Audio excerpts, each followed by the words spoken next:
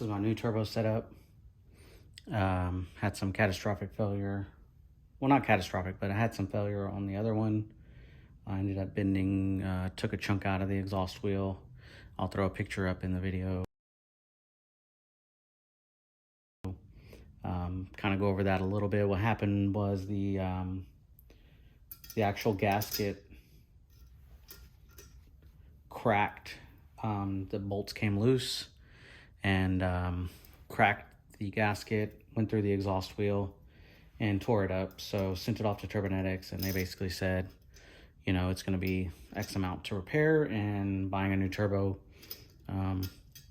was a better option at that point. So what I went with was a C15 TNX. This is a 756, I believe. And it's a 0.63 AR, so it should spool a lot faster than the 6665.82 AR that I had on it. That was one of my complaints with that other big turbo, was just how fast it spooled. But I went ahead and disassembled it and painted it. So I did a gloss. It's called New Ford Gray. It's a Duplicolor can. And this is the compressor wheel. So I wanted to talk a little bit about this in this video, this compressor wheel. So this wheel is very interesting, to me at least. This is a journal bearing, but this particular configuration is a standard oil-cooled journal bearing. But what's pretty nice about it is at a price point that this turbo comes in at $599, to get a billet wheel from a reputable manufacturer like Turbonetics, I feel like is a great value. This is one of their new compressor wheels.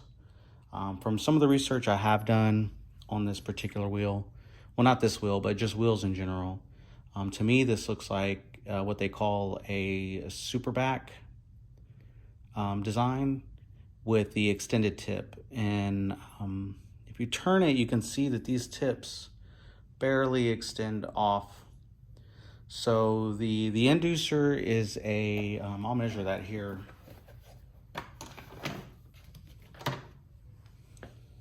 Get my micrometer.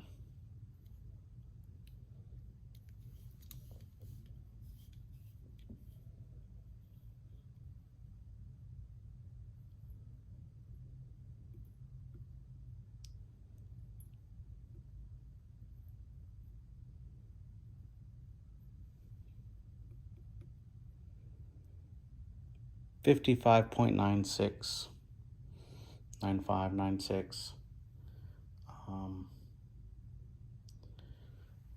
And on the exducer, see if I can get these to line up. The little overhang they do have. 75.63. 75.63 on the exducer of the compressor side. So Turbonetics claims 550 horsepower rated up to. I did take some measurements of the exhaust side, but the exhaust side, it's very nice as well. I'm not gonna take that apart to measure it, but I do have the measurements, and I'll post them up in the video at this point right here for the exhaust, because I did take it apart already once and measure them.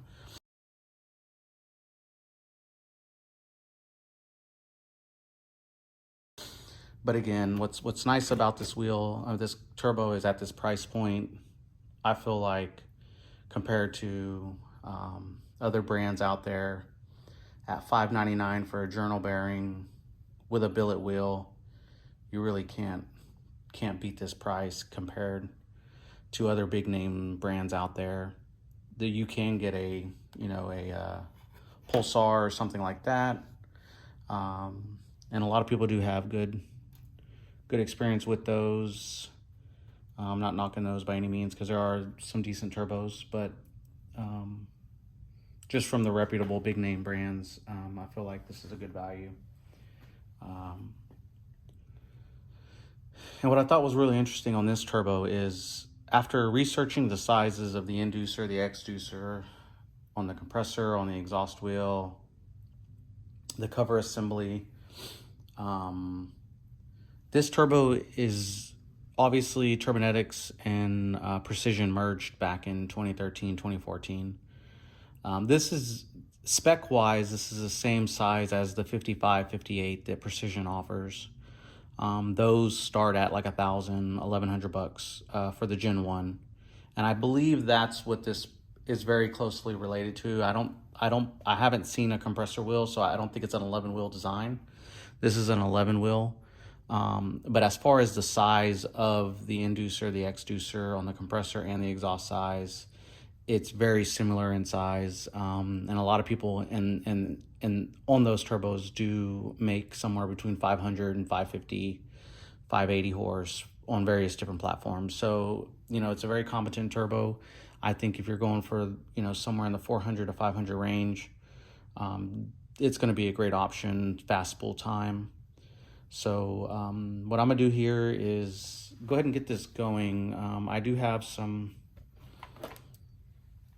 a product here to fix one of my issues. I'm going with some stage 8 fasteners. These are locking fasteners. And just to kind of give you guys an idea of what these are,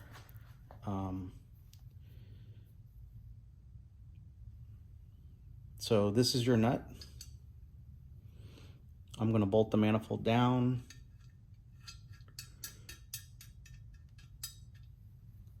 It has a locking ring. So what's going to happen is this isn't going to be able to turn to loosen. It's going to hit essentially areas of the turbo, but you put that on there like that, and then you put the retaining locking ring over that. So this is going to help. This is going to fix my issue of breaking an exhaust gasket. I'm going to go ahead and get this put back together and get this hardware installed. Just kind of wanted to go over this. You can buy various different, they sell these in different sizes and stuff like that. They do have some model specific packages, but if you know what size thread your particular application takes, you can just buy these.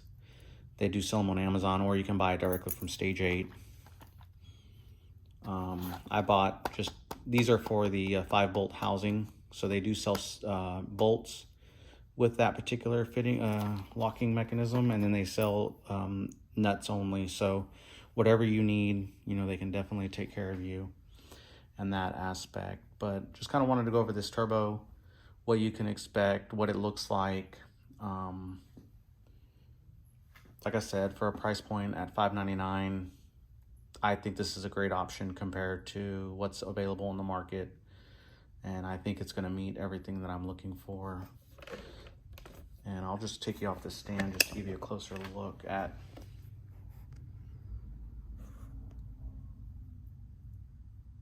the wheel. I mean, you can see the overhang.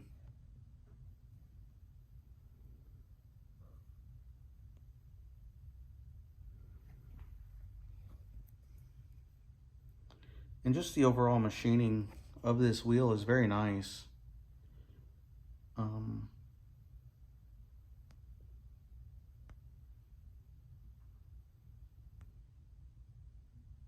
Yeah, there we go. You can see the Turbonetics with the patent pending.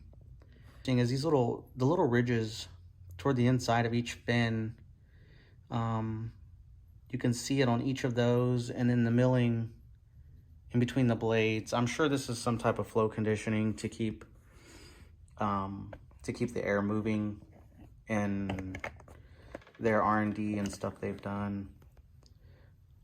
So, once I get tuned, I'm trying to make it out, be retuning this week sometime, but that's it for this kind of general overview on the Turbonetics.